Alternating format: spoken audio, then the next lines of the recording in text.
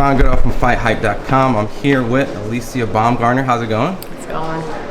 Now we're here and we're gonna do a public workout. We got the meet and greet up in here at the Superbad gym.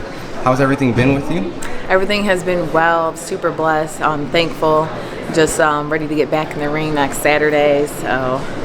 Yeah, it's been kind of a couple months, just a couple. I think it was 19 or months that's been since you've been able to get in the ring. How have you been able to kind of like cope with the process and just kind of waiting everything out? Coping with the process was something that I had to do. So just having patience through that and just understanding that, where God's gonna take me is going to require patience, and so I just been able to focus on myself mentally, physically, just build myself up to kind of have this rebirth of who I am when I step in the ring next Saturday. And in that process, COVID's hit, and you've also had like a injury on your legs and stuff. Has everything been kind of feeling good and everything's been feeling healthy? Everything's been amazing. With the recovery, I've progressed so much with my ACL surgery, so my PT's happy where I'm at right now. My knee's strong, my performances are strong, so no complaints. Now, throughout this whole entire time, some other things, you've had to switch trainers, you were also trained by Tony Harrison's father, correct? And yes. Just the whole transition of finding a new trainer, how's that been?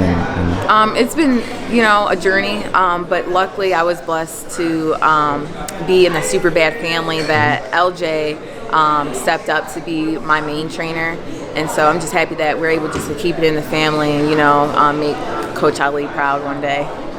Now, with the fight that's coming up next week that you have, there's going to be some interesting storylines built around it because she's had a couple fights against, a couple, top 130 fighters like yourself, and notably one of them was Michaela Mayer, and she hasn't been stopped, right. like officially, knockouts and nothing like that. Right. People are going to look at this fight and obviously want to compare your performance against their performance. Is there anything specifically that you're trying to do that they couldn't? Definitely want to make a statement. Come next Saturday, like you mentioned, she hasn't been stopped. She has fought two of the girls in my weight class, and my goal is to stop her and to stop her or knock her out, one of the two. I think that makes a statement for the 130 division. It makes a statement on who I am and the type of fighter that soon 130 pounders would have to face one day. Now, from what I've kind of gathered from this gym, this is a pretty intense gym. Obviously Tony Harrison, former champion that beat Charlo, trains around here.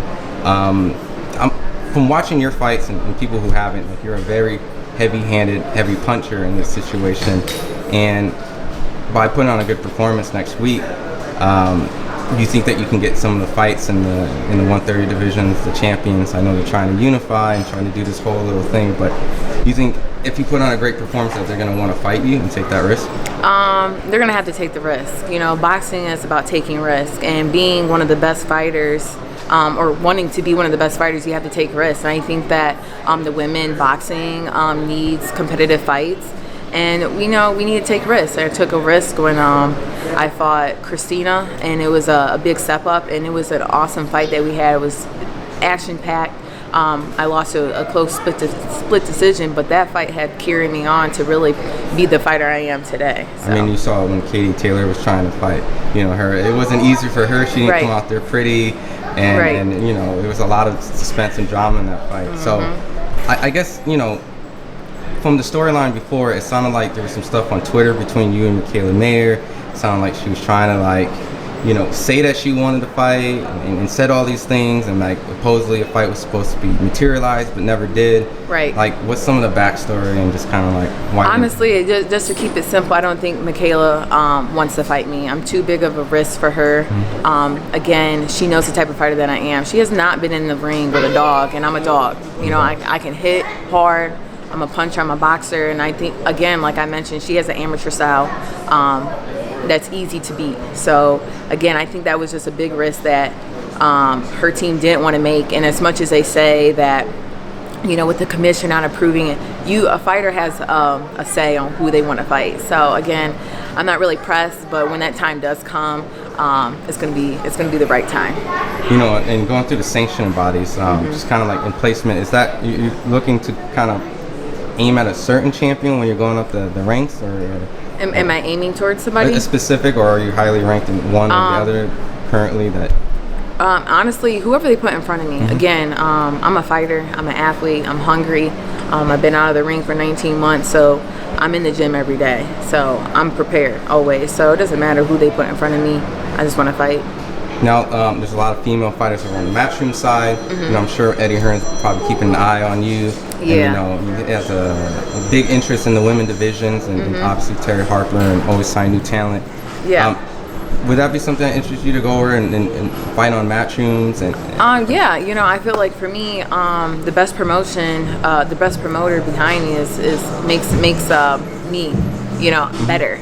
I promote myself, but Matchroom is doing an awesome job with the women, and I think that it'd be great to be added to their stable. But then again, I love PBC boxing. They have not yet signed a woman, so maybe in the future they will do that.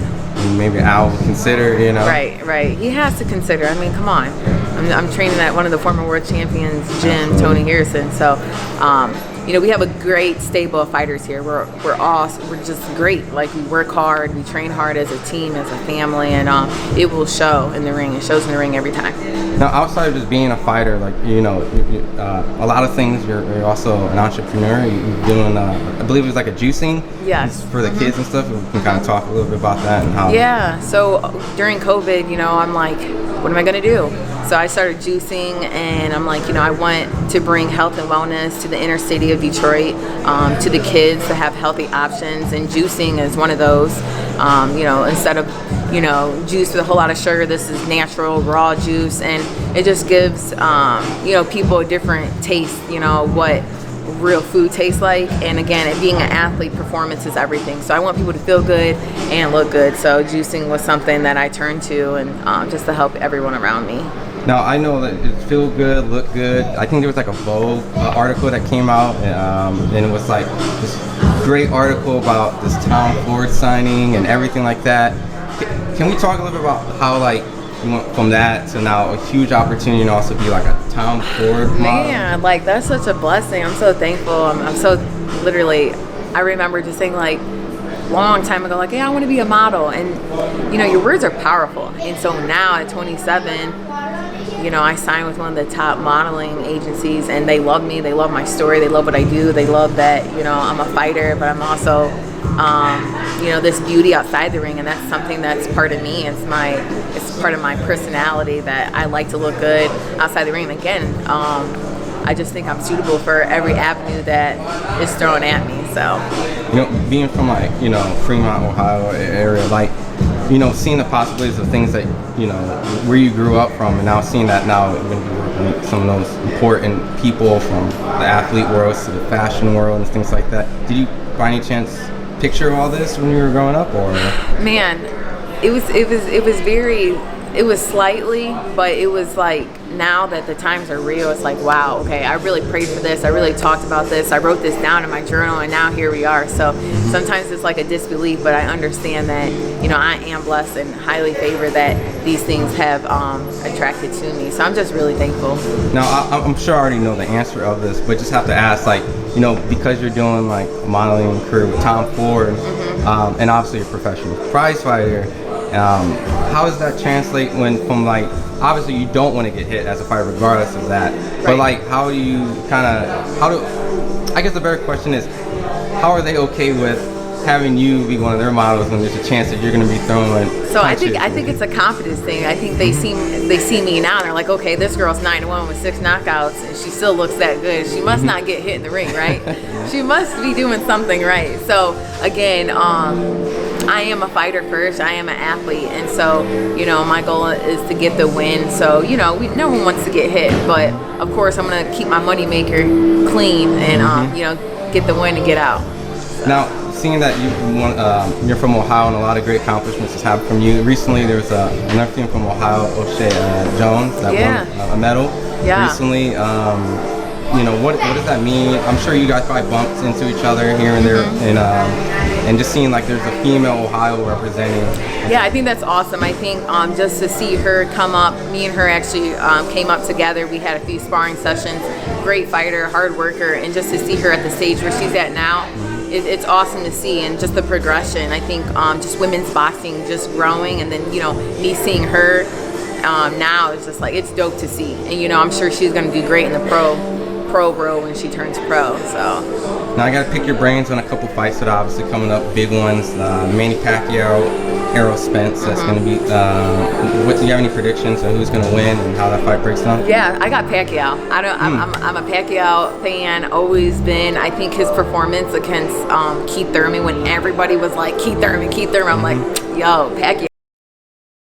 Though, and his performance was just like amazing against Keith Thurman. So I'm like, okay, age does not matter. Skills pay the bills, right? And so I think it's going to be a perfect matchup between them two.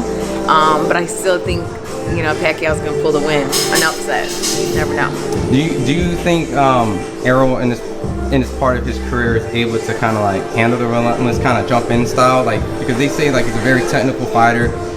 Stiff jab, strong, Is there anything that Errol can do to kind of like neutralize something that Manny Pacquiao does great at? I think boxing, Errol Spence is good at boxing, he's great with his jab. So again, I think it comes down to the aggressiveness and how aggressive he's going to be to make these rounds not even close, because I feel like Pacquiao makes the rounds really close. So you really have to be effective and make sure that he makes sure the judges know like he won that round. So.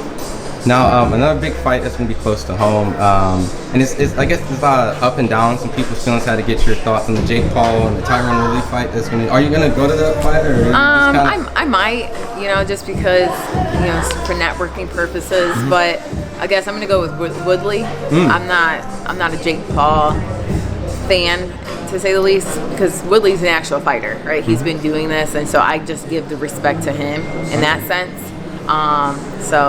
But do you think, because he's coming over boxing, and it's no credit taken away from Willie, but some people have been training with Jake, and they say like he's a big guy.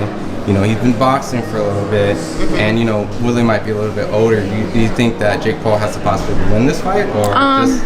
Yeah, I think anybody who steps in the ring has a chance to win, but when you get somebody technical and people with experience, sometimes that overrules that. So I guess we would have to see what kind of experience and how long Jake Paul's been fighting for, so. And then a fight that has a lot of experience between two guys that fought twice already and for a third time, the Tyson Fury versus Deontay Wilder fight that's coming up. Do you have any predictions on who's going to win that? Yeah, I have Tyson Fury winning that one. Again, I think that he's just driven to kind of shut everybody's mouth up, like, hey, I got up that first fight, the second fight I won clearly, and the third one he just wants to, shut everyone's mouth up. Is it going to be a great fight? Absolutely. Is Deontay Wilder coming? Yes. But I feel like as a boxer, you can't learn boxing over a period of months. You can sharpen your skills, but you kind of always revert back to what you know. So again, I think Tyson Fury just building his boxing, because he is a boxer. He was able to move so fluently in the ring against Wilder, but again, Wilder has power, so it only takes one shot like he did in the first round, so he might not even get up. So it's a hit or miss. It's 50-50, but I'm definitely going with Fury. Okay, all right. Would you obviously be surprised if Wilder pulled up the big upset with them? I wouldn't be surprised. I would not be surprised. Okay. No. And then, lastly with you, just want to leave with any type of like last messages to the fans or anything specifically that you want to speak of? Yeah, I just want to say thank you to everybody who follows me, everybody who supports me, following my journey since the beginning. August 14th is my comeback fight. It's the new and approved AB, and I just want people to understand that the bomb is back. Okay. And social media where they can follow you? Yeah, you can follow me on Instagram at Alycia Baumgardner and on Twitter at Alycia M. Baum. All right, awesome.